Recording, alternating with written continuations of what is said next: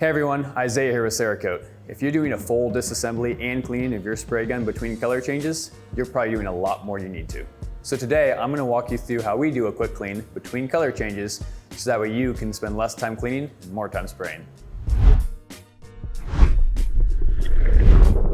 First, remove the spray gun cap and clean with acetone and a lint-free rag. Next, rinse out the spray gun cup with acetone until all coating is removed. Now you want to fill the cup with some acetone and turn the fan pattern adjustment knob fully closed and open the fluid adjustment knob about 3 to 4 turns.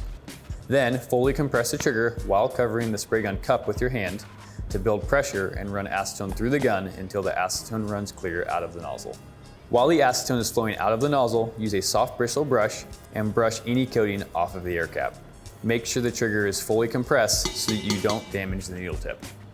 After all the acetone is run through, remove the spray gun cup and purge the acetone directly into the spout on the spray gun while fully compressing the trigger.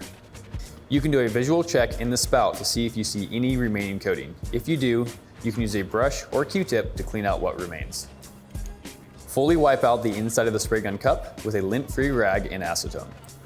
Then put the spray gun cup back onto the spray gun and you are good to go. And that's all there is to it. If you want to watch our full LPH80 cleaning video, we will link to that in the description below. If you have any questions, reach out to our technical support team and they'd be happy to help. Thanks for watching and we'll see you in the next one.